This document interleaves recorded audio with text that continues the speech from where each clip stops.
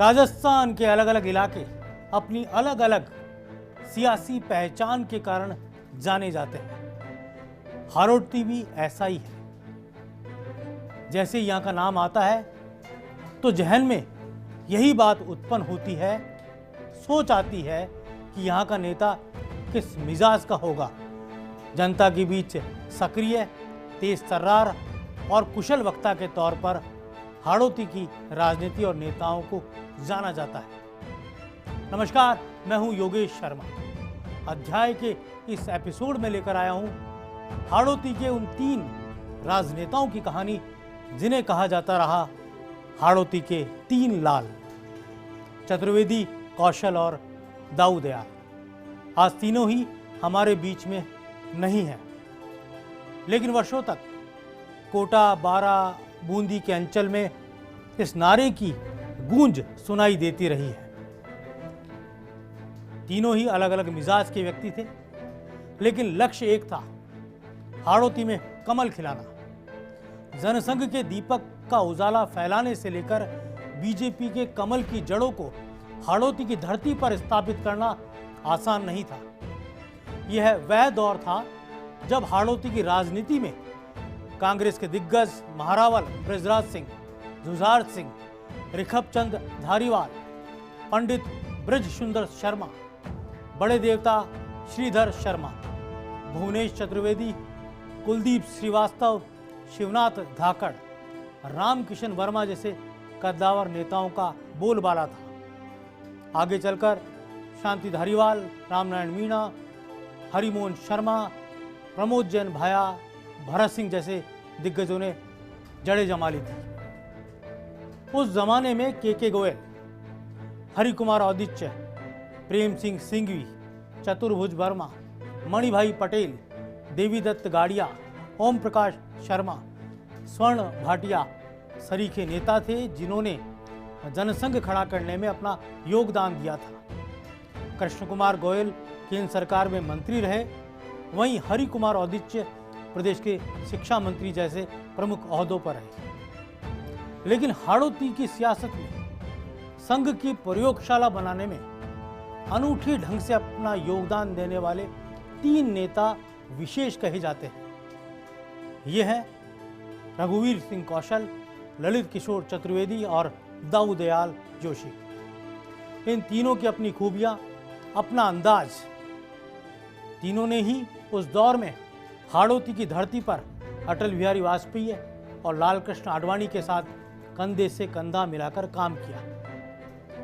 आडवाणी ने प्रचारक के तौर पर कोटा, बारा में प्रवास किए, वे नगर प्रचारक रहे, जिला प्रचारक रहे। तो वहीं जनसंघ की मजबूती के लिए अटल बिहारी वाजपेयी ने यहाँ संघ के कार्यकर्ता से लेकर जनसंघ के नेता के बतौर भी काम किया। इतना ही नहीं, राजमाता विजया राजे सिंधिया के साथ भी इन तीनों नेताओं ने काम किया। तीनों में से अध्याय में हम सबसे पहले बात करते हैं ललित किशोर चतुर्वेदी की। ललित किशोर चतुर्वेदी अटल जी की शैली के नेता, अटल जी को ही अपना रोल मॉडल मानने वाले नेता और अपने आप में एक विलक्षण व्यक्तित्व के धनी थे। कोटा के घंटाघर से सब्जी मंडी जाने वाली नाइयों की गली, कबाड़ियों के बीच जमीन पर बोरी या टाट पर एक युवा रोज शतरंज खेलने आ जाता था। शतरंज का शौक इस कदर था कि यह भी नहीं देखते थे कि कहां बैठे हैं और किन लोगों में बैठे हैं। शतरंज की चाल चलने में इतने मेधावी थे कि उस दौर के जबरदस्त शतरंज के खिलाड़ी वैद्य श्रीधर चतुर्वेदी भी उनसे मात खा जाते थे। ललित किशोर चतुर्वेदी का परिवार प्रतिष्ठा संपन्न रहा।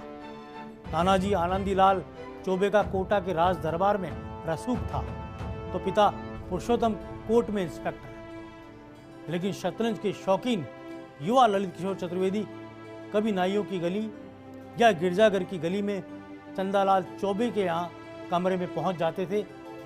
तब कौन कह सकता था कि शतरंज का ये खिलाड़ी एक दिन राजनीतिक बिसात पर ऐसी चाल चलेगा कि सब दंग रह जाएंगे। वो दिन भी आ गए जब ललित किशोर चतुर्वेदी ने नित नई सियासी ऊंचाइयों को छू लिया। 1977 से 1998 तक 5 बार विधायक। शिक्षा, बिजली, चिकित्सा, पीडब्ल्यूडी, सिंचाई, यूडीएच, हायर एजुकेशन जैसे पता नहीं कैसे कैसे महकमे, हायर पोस्ट महकमे उनके पास रहे। पहली बार विधायक बनते ही वो मंत्री बन गए थे। 1987 से 88 और 2004 से 2006 तक बीजेपी के प्रदेश अध्यक्ष के तौर पर वो आसीन रहे। 2004 में राज्यसभा सांसद के ओहदे पर पहुंचे। इनके जीवन में कई मोड़ आए लेकिन पीछे नहीं हटे। वो दिन था जब उन्होंने सरकारी नौकरी को त्याग दिया था। आइए वो भी सुनाते हैं आपको कहानी कि कैसे उन्होंने अपनी सरकारी नौकरी त्याग दी और जनसंघ के लिए खुद को समर्पित कर दिया। बात साल 1966 की है। एक दिन सुंदर सिंह भंडारी ने, ये बात हम बता रहे हैं खुद ललित जी के शब्दों में, कि ललित जी ने अपनी जो एक डायरी लिखी थी, उस डायरी में उन्होंने खुद ये पूरा विवरण लिखा कि कैसे वो जनसंघ से में काम करना शुरू किया और कैसे उन्होंने राजनीति की वो पाठशाला, जो कहा जा सकता है सुंदर सिंह भंडारी की पाठशाला थी, जिसके जरिए वो जनसंघ में आए। एक दिन सुंदर सिंह भंडारी ने मुझसे कहा कि जनसंघ को राजस्थान में संगठन मंत्री चाहिए, लिहाजा आप सरकारी नौकरी छोड़ दे। तब मैंने कोटा में बड़े भाई छैल बिहारी चतुर्वेदी से बात की। उनको बताया कि सुंदर सिंह भंडारी जी का आदेश हुआ है और उसकी जानकारी मैं आपको दे रहा हूँ। उन्होंने कहा है कि सरकारी नौकरी छोड़कर जनसंघ के लिए काम करना है। छैल बिहारी मेरे बड़े भैया, उन्होंने तत्काल सहमति जता दी और कहा छोड़ दो नौकरी। उसके बाद मैं भरतपुर महारानी जया कॉलेज के प्रिंसिपल महर्षि जी के पास गया और इस्तीफा सौंप दिया। पुरुषोत्तम चतुर्वेदी उस वक्त साथ थे। प्रिंसिपल ने त्यागपत्र देखकर कहा, चतुर्वेदी यू आर फूल। मैंने बड़ी विनम्रता से कहा, मैंने मिशन तय कर रखा है। हालांकि ये बात अलग थी कि 13 साल की कॉलेज की प्रोफेसरी की नौकरी में कांग्रेस सरकार ने ललित किशोर चतुर्वेदी के 11 बार तबादले किए थे। तत्कालीन मुख्यमंत्री मोहनलाल सुखाड़िया किसी की भी शिकायत पर चतुर्वेदी का तबादला कर देते थे। बांसवाड़ा, जोधपुर, उदयपुर, फतेहपुर शेखावाटी, डीडवाना, कोटा और ना जाने कहाँ कहाँ। लेकिन जहाँ ललित किशोर चतुर्वेदी जाते वहीं वो आरएसएस का कार्य करते या शाखा लगाना शुरू कर देते। एक बार श्री गंगानगर कन्या कॉलेज में ललित किशोर चतुर्वेदी का तबादला कर दिया गया। चतुर्वेदी ने वहां भी दुर्गा वाहिनी की शाखा तैयार कर दी और अपना संघ कार्य शुरू कर दिया। सरकारी नौकरी उन्होंने जनसंघ के लिए त्याग दी थी और राम मंदिर के लिए अपना मंत्री पद त्याग दिया। यूं तो किसी भी नेता के लिए मंत्री पद का मोह या यूं कहे सत्ता का सुख छोड़ना आसान नहीं होता, लेकिन ललित किशोर चतुर्वेदी ने ऐसा किया। वो बिरले थे। राम मंदिर आंदोलन के समय कार सेवा के बुलाने पर राजस्थान सरकार के कैबिनेट मंत्री के पद को त्यागने का अटल निश्चय चतुर्वेदी ने कर लिया, क्योंकि ये कहा गया था कि मंत्री पद पर रहते हुए कार सेवा में नहीं जा सकते।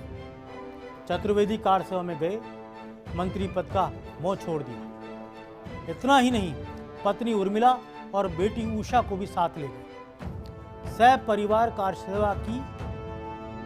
शायद उस दौर में देश में वो अकेले ऐसे किसी सरकार के मंत्री होंगे जिन्होंने राम मंदिर आंदोलन में बढ़ चढ़कर भाग लिया, बल्कि कार सेवा के लिए मंत्री पद को त्याग दिया।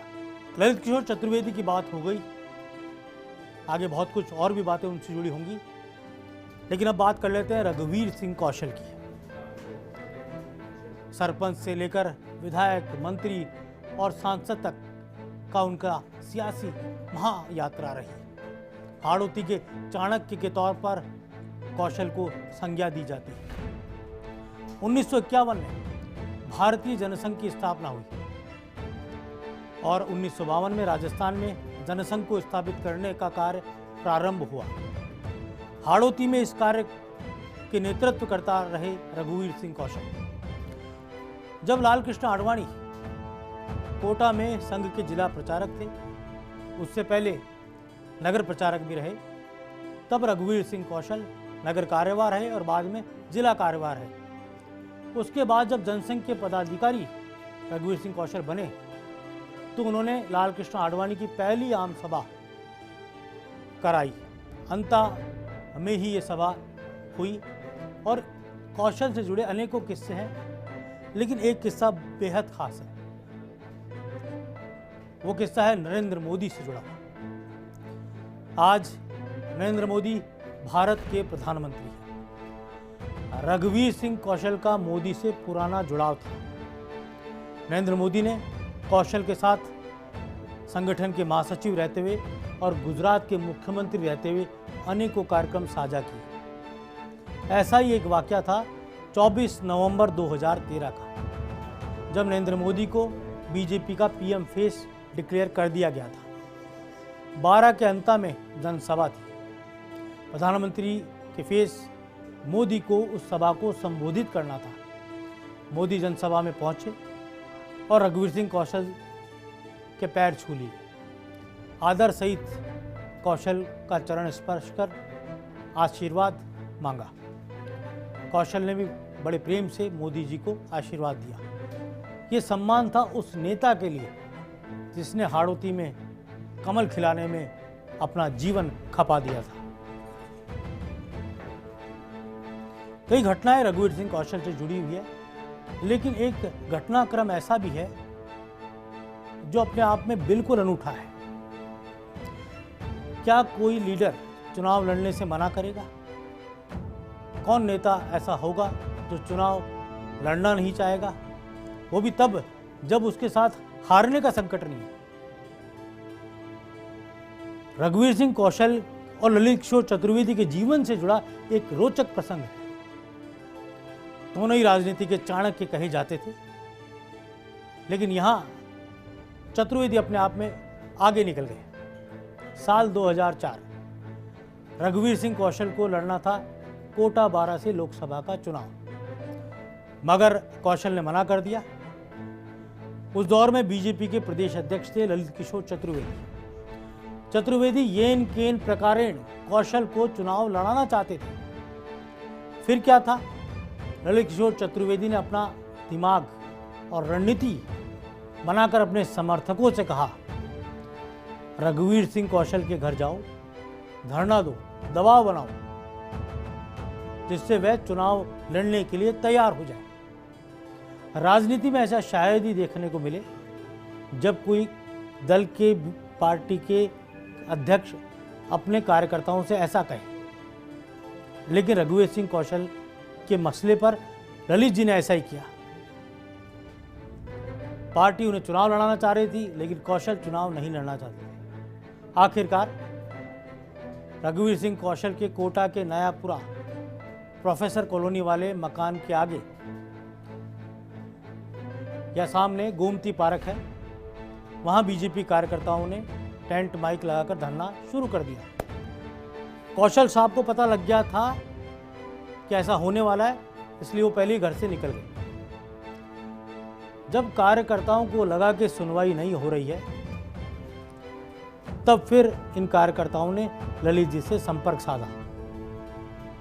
उस दौर के युवा नेता हीरेंद्र शर्मा ने ललित किशोर चतुर्वेदी से मिलकर कहा कि कौशल साहब तैयार नहीं हो रहे और ना ही हमसे मिल रहे हैं, तो ऐसा क्या किया जाए जिससे वो मान जाए। ललित जी ने कहा कि उनके घर में जाइए और ज्ञापन देकर आइए।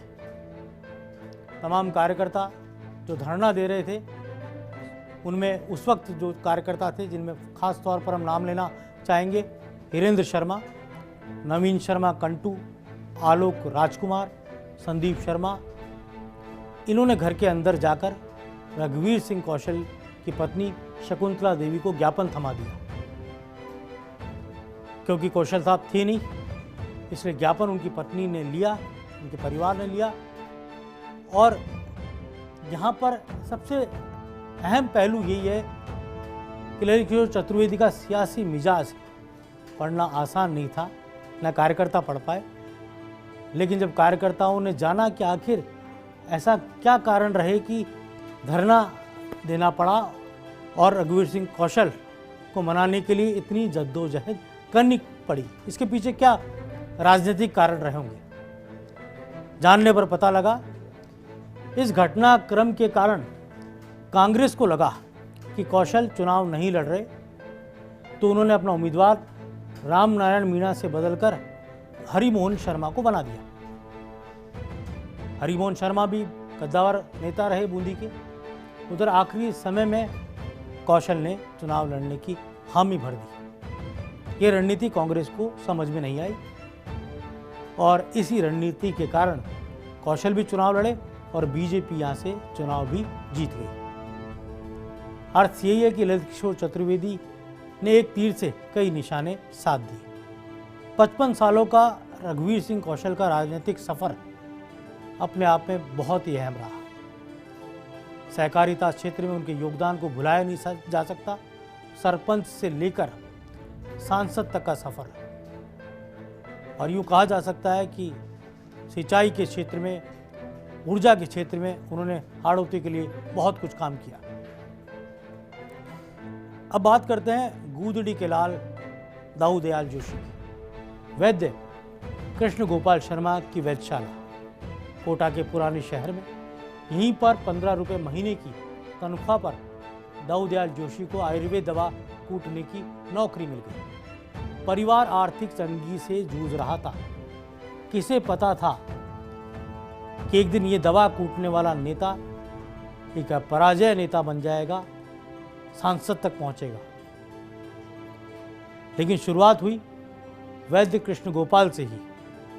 वैद्य कृष्ण गोपाल के यहाँ नौकरी करते करते तत्कालीन भारतीय जनता पार्टी के नेताओं ने यह तय किया कि वैद्य कृष्ण गोपाल के खिलाफ दाऊ दयाल जोशी को पार्षद का चुनाव लड़ा दिया जाए। जिनके यहाँ नौकरी की उनके खिलाफ ही दाऊ दयाल जोशी ने चुनाव लड़ा।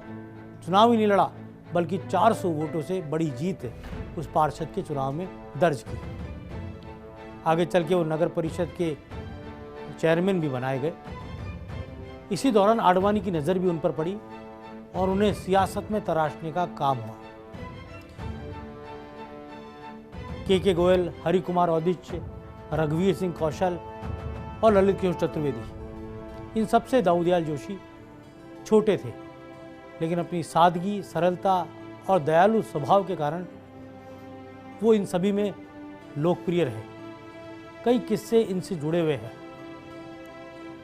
एक ऐसा ही किस्सा ब्लैक बोर्ड का है जिस पर वो उस दौर की खबरें लिखा करते थे। 1975 का दौर था। देश में आपातकाल लगा दिया गया। तब कोटा के पाटनपोल मथुराधीश मंदिर के पास ही दाऊ दयाल जोशी के पिताजी की वैद्य जी की दुकान थी, जो आज भी है। इसी के सामने एक सार्वजनिक जगह पर एक बोर्ड लगा दिया गया। यहाँ दाऊ दयाल जोशी रोजाना उस दिन की ताज़ा खबरें लिखा करते थे। क्योंकि आपातकाल था और संचार के साधन पर सेंसरशिप हो चुकी थी, अखबार पढ़ने को नहीं मिलते थे। सुबह वो अपने हाथ से खबरें लिखते थे और इन्हें पढ़ने के लिए कोटा के लोग दूर दूर से आते थे। और मथुराधीश मंदिर में दर्शन करने वाले श्रद्धालु भी खबरें पढ़ा करते थे। एक दिन ऐसे ही जब वो ब्लैक बोर्ड पर खबर लिख रहे थे, एक पुलिस अधिकारी की उन पर नज़र पड़ी। पुलिस अधिकारी ने उनसे कहा कि आपको कलेक्टर साहब ने मीटिंग में बुलाया है। दाऊ जी ने पूछा कि ये आपातकाल क्या समस्या है। उस वक्त उनको रेडियो पर समाचार मिल गए थे कि देश भर में आपातकाल का विरोध करने वालों की गिरफ्तारियां हो रही है। दाऊ दयाल जोशी को समझ में आ गया किसी कलेक्टर ने मीटिंग में नहीं बुलाया, बल्कि उन्हें पकड़ने के लिए पुलिस आई है। आखिरकार दाऊ दयाल जोशी गिरफ्तार हो गए और तकरीबन 19 महीने जेल में रहे। उधर परिवार आर्थिक बदहाली के दौर में आ गया। आपातकाल हटा, अंधेरा छटा और राजनीति बदली। राजस्थान विधानसभा की घोषणा हो चुकी थी चुनावों की, दिगोद विधानसभा सीट से, तब पार्टी ने तय किया कि दाऊदयाल जोशी को चुनाव लड़ाना चाहिए। पैसे उनके पास थे नहीं, अनजाना विधानसभा क्षेत्र था, फिर भी दाऊदयाल जोशी ने मोटरसाइकिल से पूरे निर्वाचन क्षेत्र में प्रचार किया और चुनाव भी जीत गए। मांगी हुई मोटरसाइकिल से चुनाव जीतने वाला ये अपने आप में एक अनूठा राजनेता था। उस वक्त पहले ही चुनाव में नारा लगा, गूदड़ी के लाल दाऊदयाल दाऊदयाल। चुनाव जीतने के बाद ललित किशोर चतुर्वेदी को एक दिन लगा कि दाऊदयाल जोशी के पास न तो वाहन है, ना ही खुद का घर है, जबकि वो 3 बार विधायक बन चुके थे। टीपटा में कैलाशनाथ द्विवेदी के मकान में किराए से वो रहा करते थे, लेकिन खुद के वाहन और मकान की सुध नहीं ली थी।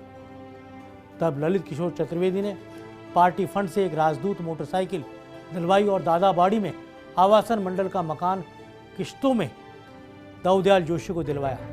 पुराने शहर से दादाबाड़ी शिफ्ट हो चुकी थी।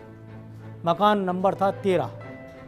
लोग उनसे नए घर का जब पता पूछते थे, तब दाऊजी उनसे कहा करते थे, न तेरा न मेरा, मकान नंबर 13, दादाबाड़ी आ जा।